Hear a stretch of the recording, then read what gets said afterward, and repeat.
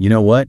You could speak perfect English, flawless grammar, a massive vocabulary, beautiful pronunciation, and still walk into a London pub and have absolutely no idea what just happened. Someone says to you, yeah, that's an interesting idea, and you walk away feeling great about yourself. You think, wow, they really liked my idea. But here's the thing, they didn't. They actually hated it. They thought it was terrible. And they told you so, right to your face. You just didn't catch it.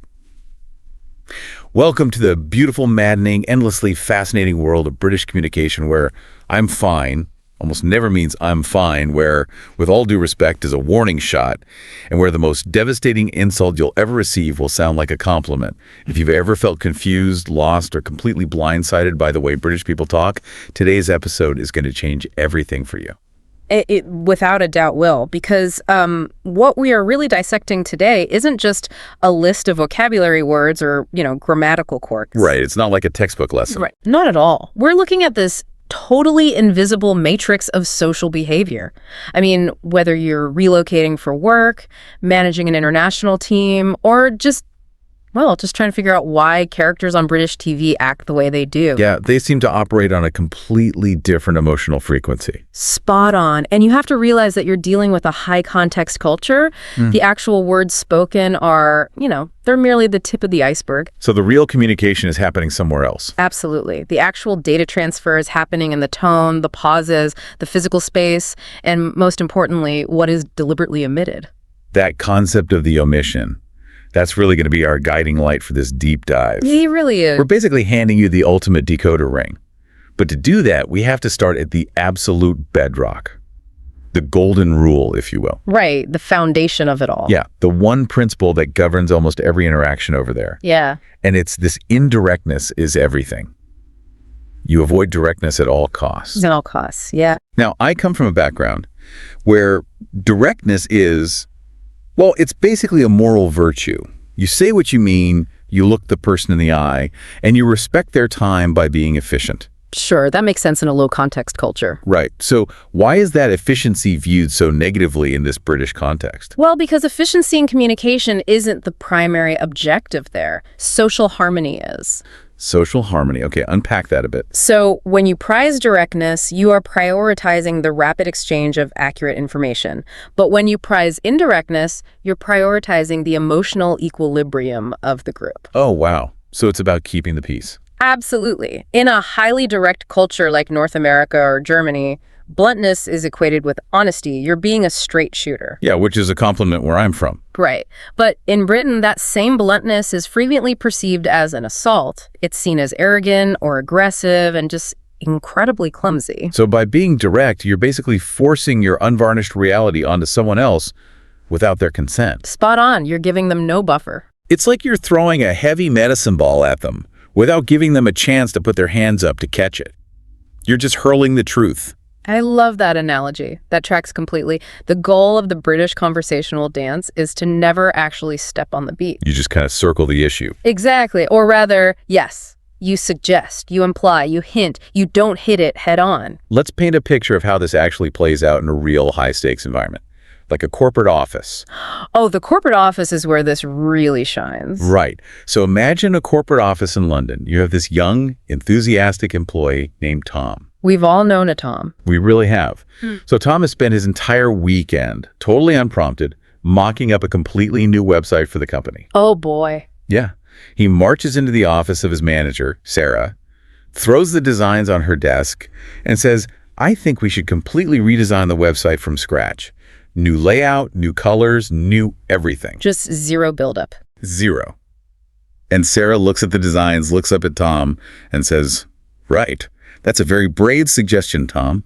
I just wonder whether we might want to consider a slightly more incremental approach. Perhaps. Just a thought. That interaction right there is a total masterpiece of cultural translation. Right.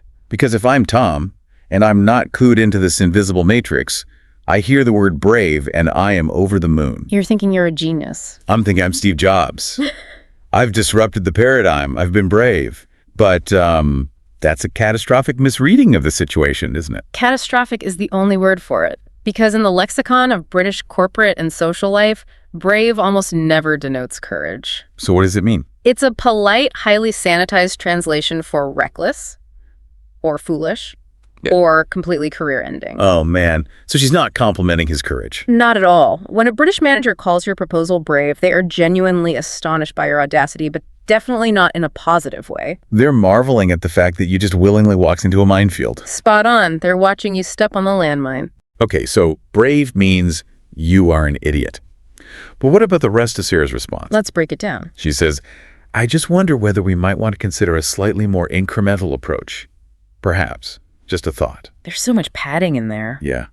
If I hear that, I'm thinking she's just brainstorming out loud. She's tossing a casual idea into the air. Which leaves the door open in your mind. Right. If I want to advocate for my new website, I can just say, no, I think the massive overhaul is actually better. And if you did that, you would be crossing a massive professional boundary. Wait, really? Mm-hmm. Just by advocating for my idea? Yes, because you're taking her words literally. You see, the words wonder, might, consider, slightly, and perhaps they're all acting as linguistic bubble wrap. Linguistic bubble wrap. I like that. Yeah, Sarah is wrapping a very firm, non-negotiable managerial directive in thick layers of tentative language. So she's not brainstorming at all. Absolutely not. She is telling Tom, we are absolutely not doing your idea. We are doing it my way. But why wrap it up like that? I mean, why don't you say, Tom, we don't have the budget for a total overhaul. We're going to do it incrementally. It seems so much easier, right? Doesn't the bubble wrap just create total confusion? Well, it creates confusion for outsiders, yes.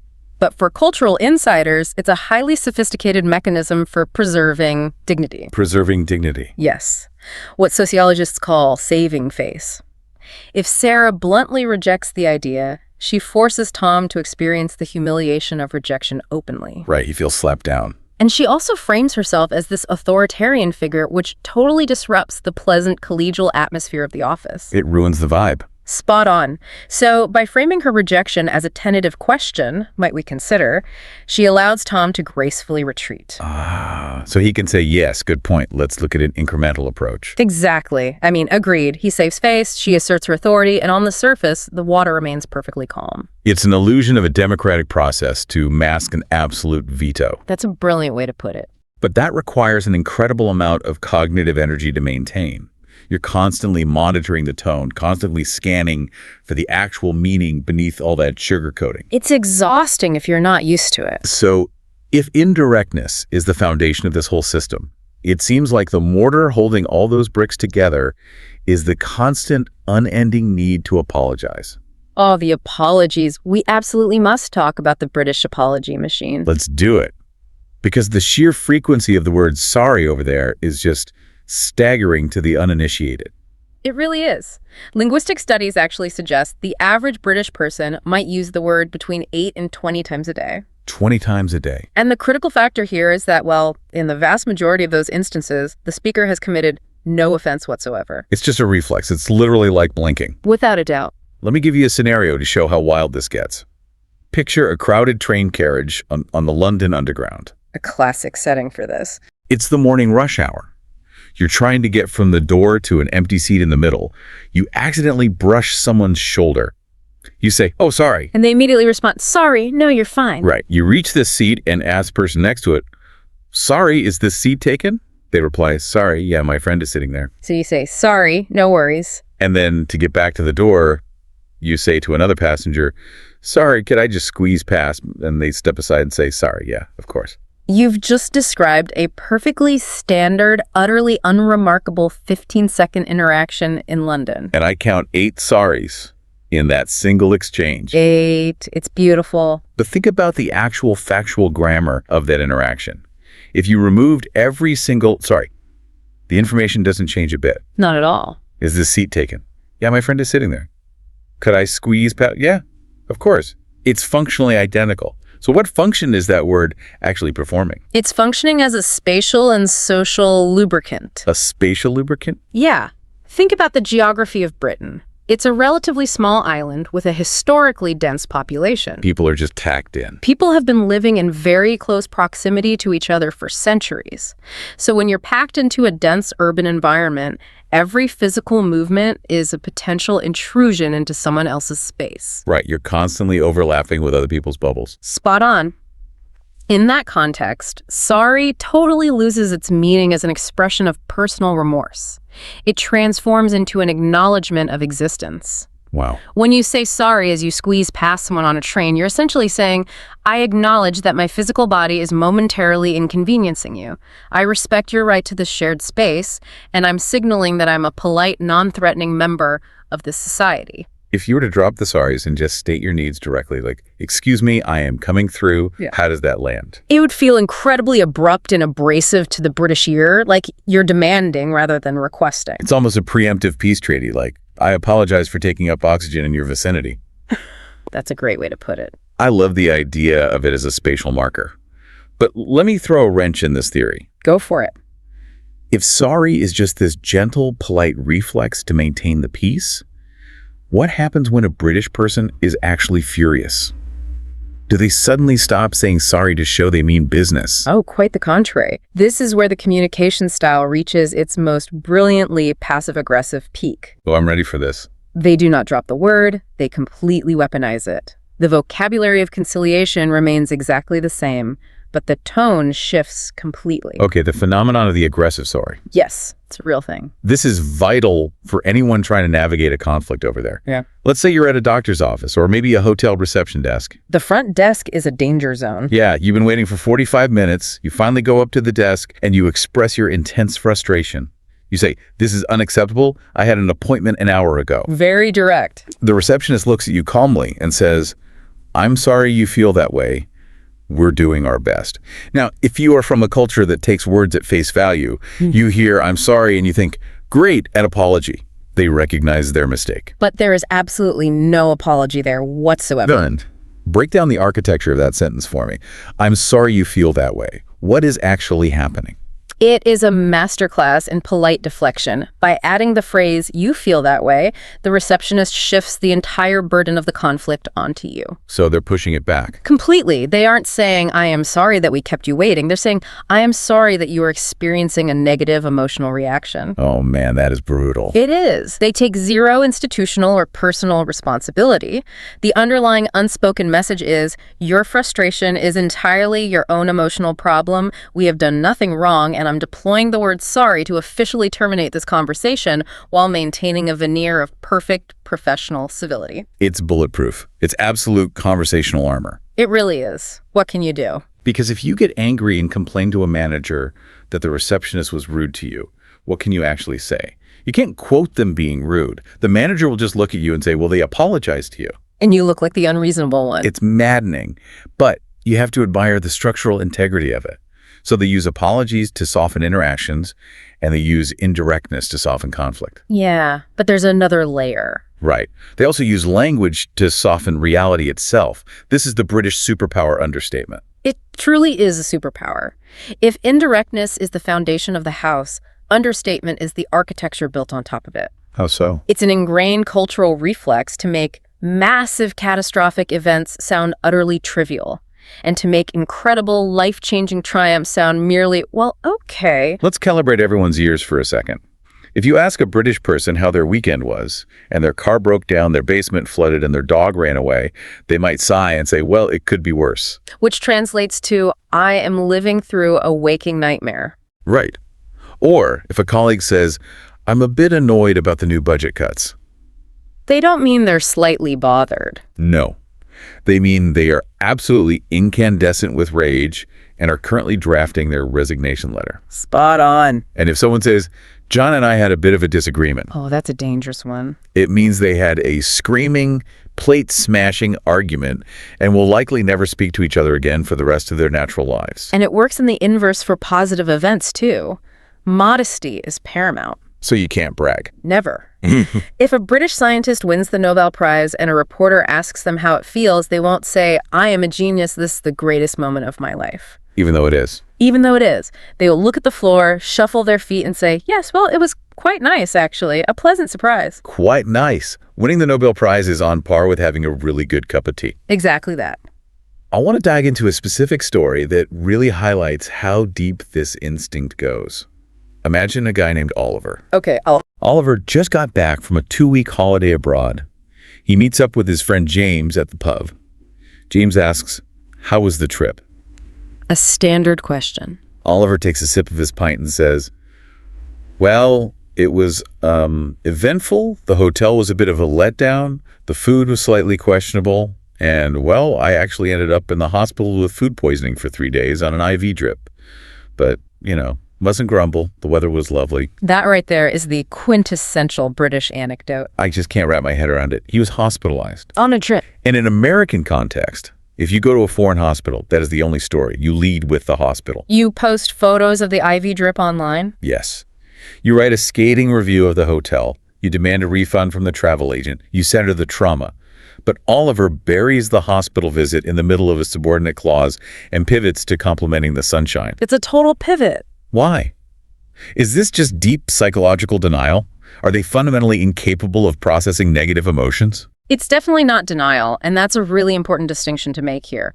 Oliver knows exactly how awful it was. He lived it. Right.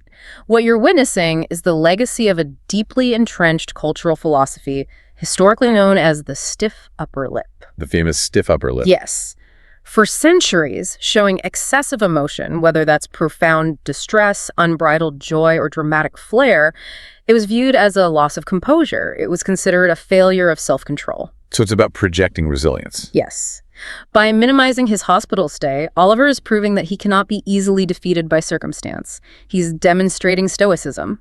That's fascinating. But there's another, perhaps more empathetic layer to this too. In this cultural framework, complaining too much or being too earnest about your suffering is seen as imposing a burden on your listener. Oh, because it makes them deal with your trauma. Spot on. It forces the listener to perform emotional labor to comfort you.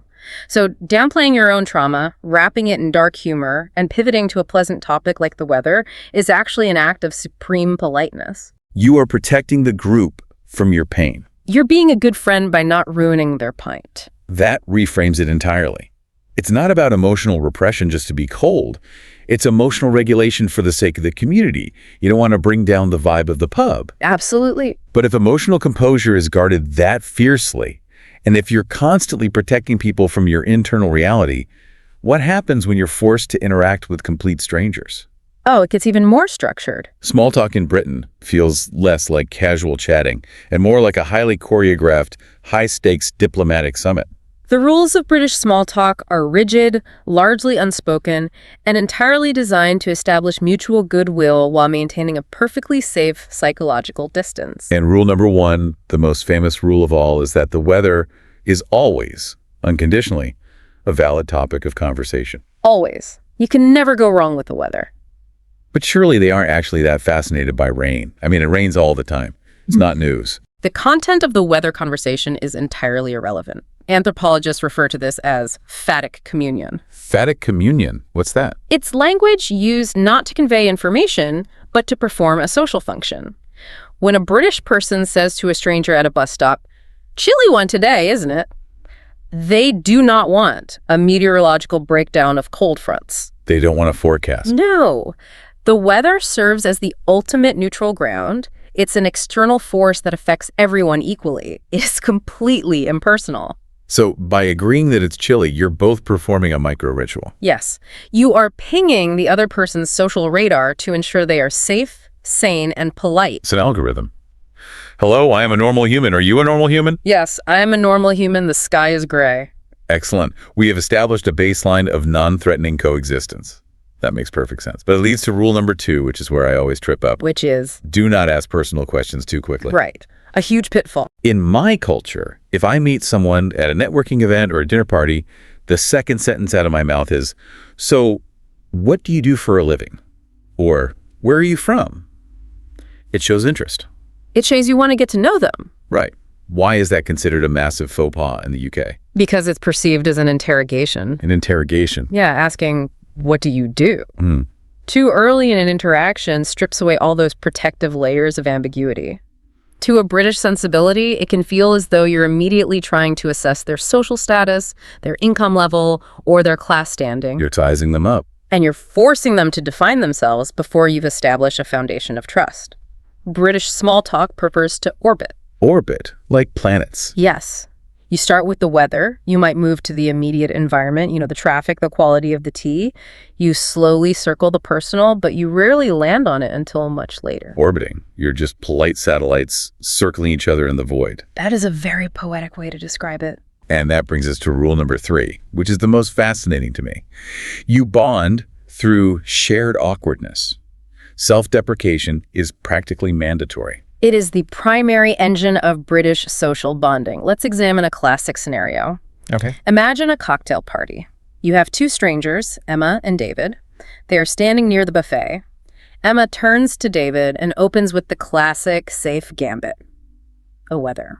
She says, "Dreadful out there today, isn't it?" Standard opening move. Right. David agrees, saying, "Absolutely, we clearly missed our 2 days of summer this year." The baseline is established. They're both normal humans. Exactly. Now, they need to bond. David looks at the buffet and admits, "I've actually been standing here for 10 minutes pretending to be intensely fascinated by the hummus just to avoid making eye contact with anyone." Which is such a vulnerable thing to say. And what does Emma do? Does she say, oh, you should go talk to people? No, because that would be giving advice, which is intrusive. Right. She reciprocates the vulnerability. She says, oh, thank God, me too. I've eaten so many mini quiches, I think I'm going to turn into one. And then David delivers the punchline. He says, "The hummus is reliable company, but I have to say, that brie over there looks quite judgmental." That is a masterstroke of British conversational bonding. I marvel at this. It works so well, doesn't it? Think about what they just achieved. They didn't bond over where they went to university. They didn't talk about their recent promotions. They didn't discuss their ambitions. None of that. They formed a genuine, warm, human connection by mutually confessing to being socially anxious wallflowers hiding by the dips. And projecting human emotions onto a wheel of cheese is just brilliant absurdity. But let's flip it. Let's say David wanted to impress Emma. What if, instead of the hummus joke, he puffed out his chest and said, "Yeah, the weather is bad, but I just got promoted to senior vice president today, so I'm feeling great." What happens to the conversation? The conversation instantly dies. It hits a brick wall. Emma would likely offer a very tight, understated smile, say, "Oh, that's nice," and then immediately find an excuse to go refill her glass. Because he broke the rule of humility. Yes. Projecting unvarnished confidence or openly boasting is deeply unsettling in that cultural environment. It creates a massive imbalance. It makes him the superior. Right. By bringing up his status, David would be forcing Emma into a position where she either has to validate his ego, which feels subservient, or match his boast with one of her own, which feels aggressive. It turns into a competition. Exactly. Self-deprecation, on the other hand, lowers your own status voluntarily. It makes you safe to approach. It levels the playing field so that genuine interaction can occur without the friction of ego. Okay, so we've established how to survive the hummus table at a party. You talk about the rain, you mock yourself, and you never ask what anyone does for a living. A perfect summary. But what happens when the party ends? You are back at work, the stakes are real, and you actually need to refuse a request from a colleague or a boss. Because you can't just talk about the weather to get out of taking on extra work. No, you cannot. This requires deploying the soft refusal. This is the art of saying no without ever letting the word no cross your lips. The soft refusal is arguably the most critical professional skill you can develop if you are working within a British or heavily British influence system. It's vital. As we discussed with the concept of face saving, a direct, unfiltered no is stark. It is confrontational. It forces the other person to experience rejection openly, which causes embarrassment for everyone involved. So they use a workaround. Therefore, the culture has evolved an incredibly elaborate vocabulary of soft refusals. It is a negotiation conducted entirely through implication. We need to give you listening to this a quick survival phrase book. Because if you take these phrases literally, you will be waiting for things that are never going to happen. Let's hear some.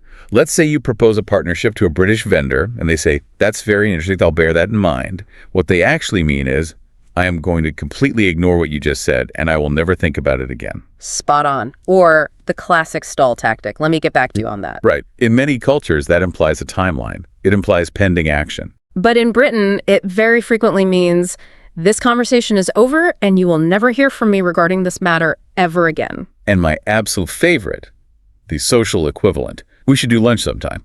Translation: "We will absolutely never, under any circumstances, do lunch. And if I see you on the street, I will cross to the other side to avoid making plans." It's a polite dismissal. But let's look at how this plays out in a complex workplace scenario. Let's dissect the Henderson Project scenario. This is a great example. You have a manager, and they ask an employee to take on a massive, complex, entirely unappealing new account. The employee has zero capacity to do it, but they never say the word no. How do they maneuver out of the trap? It is a sequential deployment of defensive tactics. First, the employee uses flattery to soften the ground. Step 1. When the manager says, "I think you'd be great to lead the Henderson account," the employee responds, "Well, that's very kind of you to say. I really appreciate the confidence." Validate the manager's ego. Check. What's next? Step 2. Introduce the insurmountable obstacle using understatement. The employee says, "I do have quite a lot on my plate at the moment with the Smithson rollout." Quite a lot on my plate. Note the phrasing. It sounds manageable, but in reality it means, "I am drowning in work and operating at 110% capacity." Step 3 is my favorite. It's the pivot to quality control. Yes, the pivot. The employee says, "I just wouldn't want to stretch myself too thin and not give the Henderson account the dedication it deserves." It's brilliant.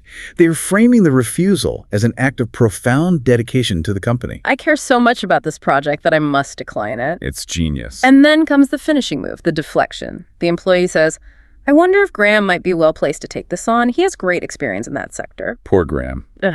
Thrown straight under the bus. Graham is collateral damage. But look at what happened. The manager hears this entire sequence, understands the subtext perfectly, accepts the refusal gracefully, and nominates Graham.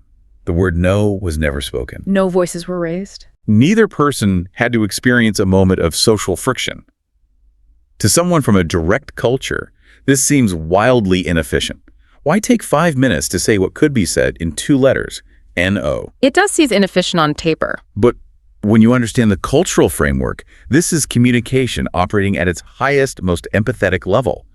It maintains the working relationship flawlessly. That is the crux of it. The relationship is always prioritized over the raw efficiency of the transaction. So if their refusal is a form of conversational judo, their humor is an absolute stealth attack. A stealth attack, yes. We have to talk about sarcasm, irony, and the famous British deadpan.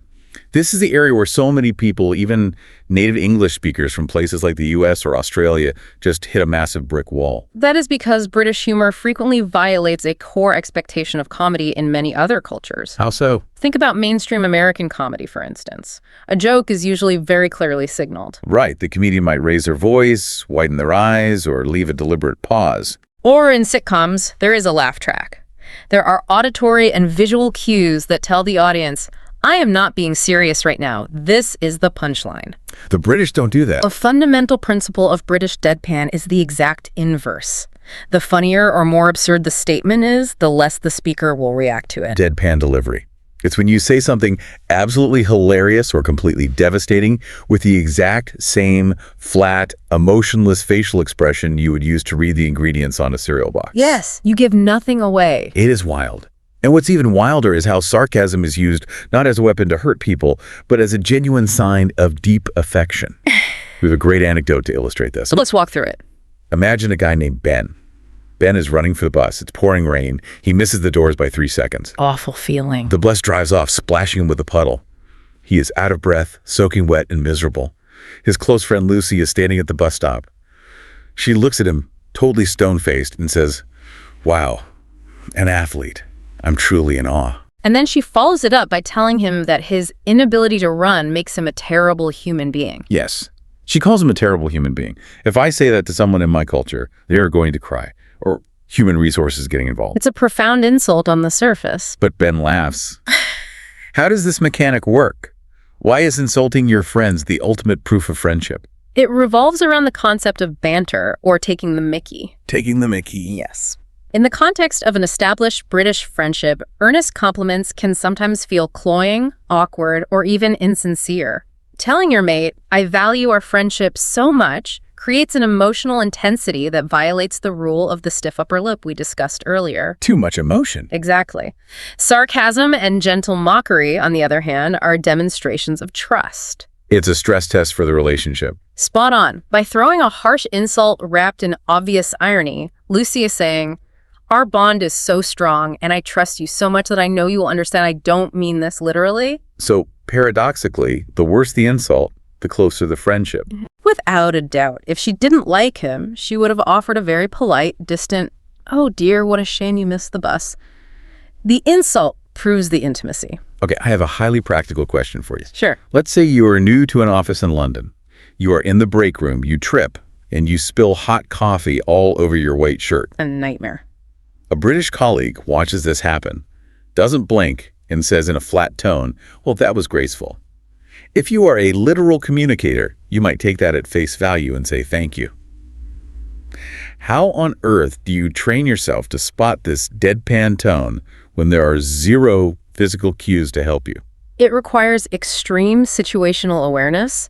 You have to constantly run a background program in your brain that compares what is being said against the physical reality of the situation. Okay, compare the words to the reality. If the reality spilling hot coffee all over yourself and ruining your shirt is the polar opposite of the statement being called graceful, you must assume that irony is at play. That makes sense. Furthermore, you learn to listen for the absence of emotion. A perfectly flat, excessively calm, almost formal tone in moments of chaos is the primary acoustic signature of deadpan humor. Let's look at the broken office printer scenario to really cement this.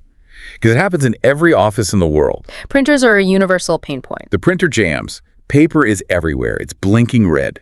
Colleague A sighs and points it out. Colleague B stares intently at the jammed machine and says, "Shocking, truly unprecedented. I never could have predicted this. I respect its decision, honestly. Living as an office printer is no life at all." It is brilliant, and the key to unlocking it is the vocabulary. The vocabulary. Yes, the word unprecedented is deliberately deployed because it is the exact opposite of the truth. Office printers breaking down is the most precedented, predictable event in human history. Right. By treating a minor inconvenience with the solemn, grandiose vocabulary of a global crisis, the speaker is highlighting the absurdity of the situation. And the anthropomorphizing. I respect its decision. Like the printer just handed in its resignation letter to go find itself in India. It's hilarious. If you take that literally, you will think your colleague is having a psychiatric break. But if you're attuned to the register, you realize they're using dark, quiet humor as a coping mechanism. It diffuses the frustration of the jammed paper without anyone having to throw a tantrum. It's all about coping mechanisms. But this ties into something even deeper. Beneath the banter, beneath the sorries, and beneath the small talk, there is a highly sensitive, deeply embedded social radar that is constantly sweeping the room. Oh, yeah. We need to wade into the murky, complicated waters of class, register, and how British people size you up within seconds of you opening your mouth. It is murky, but it is absolutely foundational to understanding the culture. Right. While modern Britain is undoubtedly evolving, and it is far more egalitarian and socially mobile than it was 50 years ago, the historical class system profoundly shaped the development of the English language there. And the echoes of that system are still incredibly loud. Absolutely. A British person's choice of vocabulary acts as a sophisticated, almost subconscious signaling system. It indicates regional background, education level, and historical class affiliation. Now, a lot of people outside the UK think class is just about having a posh accent. Like, if you sound like the king, you're upper class. And if you sound like a chimney sweep from Mary Poppins, you're working class. That's the stereotype. But it's not just the accent, is it? It's the actual specific words you choose to build your sentences. The accent is a factor, but vocabulary, what linguists call register, is far more revealing. Let's look at the level of formality in two versions of the exact same invitation. Okay, let's hear them. Version A, I don't suppose you'd be free for supper on Saturday, would you? Version B, you about on Saturday? Fancy grabbing some food? Okay, let's analyze those. The data transfer is identical. Eat with me on Saturday. But the ecosystem is completely different. Completely. The use of the word supper versus food or dinner, combined with the highly tentative apologetic phrasing, I don't suppose you'd be free, are strong markers of a higher, more formal register. So that's the posh one. This register is traditionally associated with middle to upper class norms, or specific, often private, educational backgrounds. Version B is more direct, more colloquial, and lacks the apologetic padding. Both are perfectly acceptable, but they belong to different social worlds. And this brings up one of the most fascinating paradoxes in the entire English language, the trap of the word toilet. This blows my mind. It's a classic trap. If you were someone learning English or visiting the UK for the first time, you want to be polite. You think, I shouldn't use slang. I shouldn't say the John or the bog. I will use the formal proper word, toilet. A logical thought process. But in British upper class circles, toilet is actually considered completely wrong. It is less refined than saying loo. Why is the fancier sounding word the wrong one? It is a wonderful linguistic quirk that stems from a concept popularized in the 1950s known as you and non-you English. You and non-you. Yes. You standing for upper class and non-you standing for the aspiring middle classes. To understand the toilet paradox, we have to go all the way back in history. Okay, a little history lesson. The word toilet originated as a French euphemism. Historically, the British upper classes, secure in their status, disdained middle-class attempts to sound fancy or sophisticated by adopting French euphemisms. Oh, interesting. The upper class preferred plain, direct, often Anglo-Saxon terms like lavatory or the socially acceptable colloquialism loo. So by trying to sound sophisticated, you accidentally reveal that you aren't. You reveal that you are trying too hard, trying to sound overly polite by saying toilet acts as a shibboleth, a linguistic marker that signals you are outside that specific elite social circle. You are non-you. Wow. Similarly, the words used for meals are massive social indicators. Using the word tea to refer to the main evening meal is a very strong marker of working class or Northern English heritage, whereas the Southern middle classes would call that same meal dinner. So when a British person meets you and hears you speak, they aren't necessarily doing this maliciously, plotting to judge you. But their brain is an automatic sorting machine, categorizing these markers. Exactly, it's automatic. It means you have to be incredibly attuned to the register of the room you are in. You don't want to walk into a casual working class pub in Yorkshire and start asking where the lavatory is so you can wash up before supper. You will stick out like a sore thumb. You must calibrate to your environment. Matching the register of the people you are speaking with is not about faking your identity. It is a profound form of social empathy. It shows that you are listening to them and integrating into their space. Okay, we've covered the polite stuff. Let's go to the dark side. The dark side. Because humans are humans, and eventually the social radar detects a serious breach. Someone crosses a line, they miss a massive deadline, they steal your idea, or they insult your work. You are furious. It happens to everyone. But as we established in the Golden Rule, way back at the beginning, cultural rules absolutely forbid a direct, screaming confrontation in the middle of the office. Oh. What do you do when you are filled with rage but forced to be polite? You unleash Britain's unofficial second language, passive aggression. This is where the polite gloves come off, but they miraculously manage to stay perfectly clean. So true. Passive aggression, in the context of British office culture, is the high art of expressing severe, burning anger or intense frustration entirely through excessively polite language and civil actions. It is raw hostility channeled securely through the boundaries of bureaucracy and etiquette. Spot on. I absolutely love translating corporate email jargon because it is universally terrifying. But the British have elevated it to Shakespearean levels. If a British colleague emails you and starts their message with, "As per my last email," what are they actually screaming at you? They're screaming, "I already told you this. You clearly did not read it. You are wasting my time. Please do your job." Yes. Or what about going forward? Like, going forward, let's ensure we CC the client. Going forward translates to, you made a catastrophic, embarrassing mistake, and this is your final documented warning to never do it again. And the absolute undisputed king of them all, a phrase that strikes fear into the heart of any professional. With all due respect. Which is universally understood by anyone fluent in the culture to mean, I have absolutely zero respect for the absurd thing you just said, and I am about to dismantle your argument entirely. Let's do a forensic breakdown of an email to show how this architecture works in practice. We have an email from Claire to Tom. The situation is this. Tom missed a crucial deadline for a report. It was due last Friday. It is now Tuesday. Bad move, Tom. Claire is livid because his delay is holding up her work, but she cannot yell at him. So she writes this email. Hi, Tom. Hope you're well. Just a gentle reminder that the report was due last Friday. No rush at all, but it'd be lovely to have it by end of day today if possible. I know how busy you are. And she ends with a smiley face emoji. It is a masterclass in aggressive civility. It is lethal. Let's strip away the civility and look at the skeleton of this email. The literal translation is, you missed the deadline. I need it today. I do not care that you are busy. I am also busy, and I actually do my job. She can't say. Right. But the genius is the construction. Why does she say no rush at all when she literally says in the next breath she needs it by the end of the day? That's a contradiction. It is a deliberate contradiction designed to trap him. A trap. Yes. She says no rush at all because it frames her as an eminently reasonable, highly accommodating colleague. She is establishing a paper trail of her own grace. for the record. Exactly. It highlights Tom's failure by contrasting it with her manufactured patience. And what about the smiley face at the end? Is she actually happy? The smiley face is an insurance policy. Let's look at the power dynamics. Tom is being pressured. He feels attacked, which he is, implicitly. But if Tom gets angry and goes to human resources to complain that Claire is harassing him or being hostile over a deadline, Claire can simply print out this email. Oh, I see where this is going. On paper, it is completely devoid of malice. It asks for the report if possible. It acknowledges how busy he is. It literally has a smiley face on it. It is, as you said, bulletproof.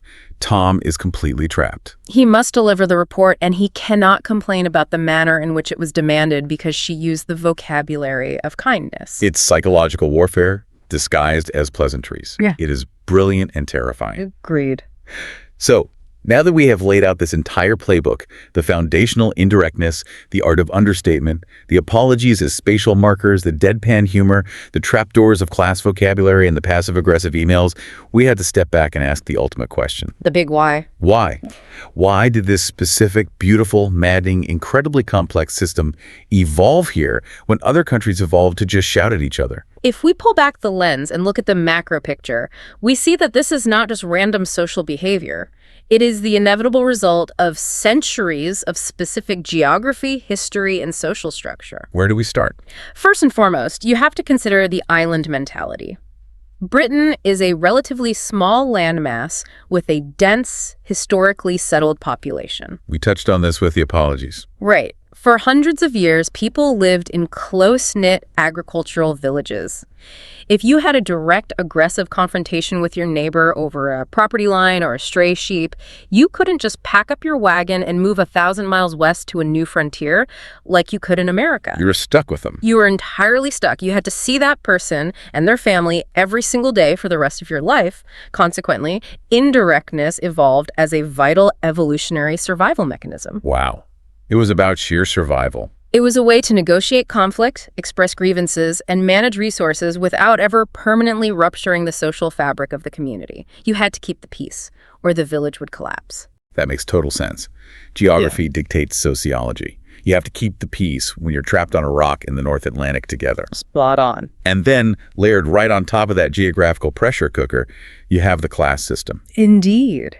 The elaborate, historically rigid class system required distinct communication codes to enforce boundaries. How's that work? The aristocracy and the upper classes utilized extreme subtlety, understatement, and indirectness as a way to distinguish themselves from what they viewed as the common, unrefined directness of the working classes. So bluntness was seen as low class. Exactly. A gentleman never raised his voice.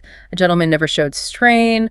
Over centuries, these refined, indirect communication patterns filtered down, they became aspirational, and eventually they heavily influenced the mainstream national culture. And we absolutely cannot forget the impact of post-war stoicism. The trauma of the 20th century, specifically the two world wars, really cemented this emotional restraint into the national DNA. Without a doubt. During the Blitz, the government literally printed posters saying, "Keep calm and carry on." Which has now become a ubiquitous meme, but at the time, it was an urgent national directive. Right.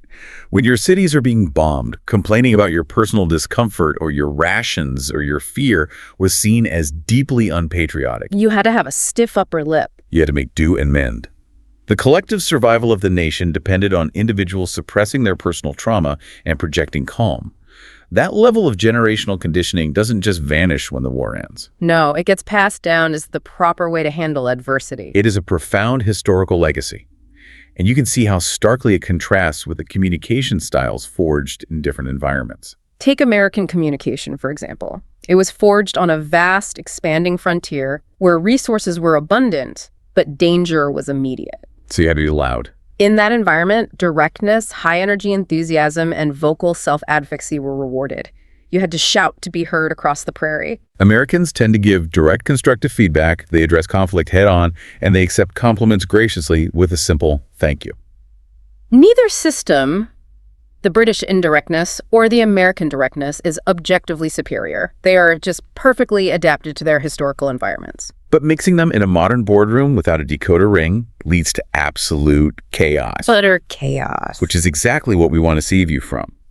So as we wrap up this deep dive, let's do a rapid-fire rundown of the absolute most crucial mistakes you must avoid based on everything we've unpacked today. Listen closely. Let's do it. Number 1, do not take the phrase "not bad" as an insult. I cannot stress this enough. Remember the rule of understatement. Not bad is frequently the highest praise available.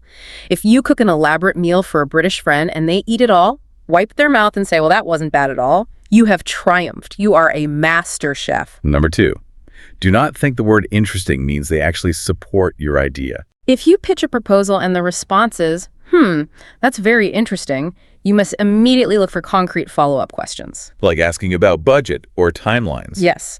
If there are no follow-up questions, interesting is merely a polite, face-saving placeholder for, I violently dislike this idea, but I refuse to say so out loud. And finally, number 3, if someone walks past your desk and says, "You all right?" Oh, for the love of all that is holy, do not give them your medical history or complain about your mortgage. You all right, or the even shorter all right, is not an inquiry into your mental or physical well-being. It is the British equivalent of hello. Just hello. The only socially acceptable response is a brief, positive reciprocation of the same meaningless sound, such as, yeah, good, thanks, you. Launching into a detailed, earnest account of your back pain or your recent breakup will cause acute, visible social discomfort to the person who asked. So true. So let's synthesize the survival guide. Indirectness is the bedrock. You always have to learn to listen for what is implied in the silence, not just what is said in the words. Understatement is an art form prepared for massive disasters to be described as mild inconveniences. The word sorry is a multi-tool that means, hello, excuse me, you're in my space, and I'm secretly furious at you. And the ultimate skill, the real secret to thriving in this environment, is reading between the lines instead of taking things at face value. It is an intricate, highly choreographed dance. But once you learn the steps, once you understand the history and the psychology behind the moves, it is deeply fascinating. It really is. But this raises a very important question, something for you to ponder long after we sign off today. Oh, a provocation to end on. Britain is not a museum piece frozen in time. The culture is highly dynamic. It is becoming increasingly diverse, bringing in high context and low context communicators from all over the globe. Everything is blending. Furthermore, younger British generations are heavily daily influenced by the direct, open, high-energy culture of the American internet. There is also a massive growing focus on mental health awareness that actively challenges the traditional, restrictive, stiff upper lip mentality. We are encouraging people to speak their truth. The landscape is definitely shifting under our feet. It is. So the provocation is this intricate dance of indirectness, soft refusals, and polite deflection slowly disappearing. Wow, will it just vanish? Will the British office of 2050 be as blunt as a New York trading floor? Or will the digital age, with all its emojis, read receipts, and Slack channels, just create entirely new, even more subtle and impossibly complex ways for British people to politely ignore each other? It is a fascinating sociological experiment happening in real time. Yeah. But for now, the matrix remains. Yeah. Next time you watch a British show, look closely, you will see the invisible strings at play. The invisible strings. I love that. Well, if you found today's deep dive helpful in navigating the wild, passive-aggressive, entirely polite world of British conversation, make sure to like, share, and subscribe to this YouTube channel. See you next time.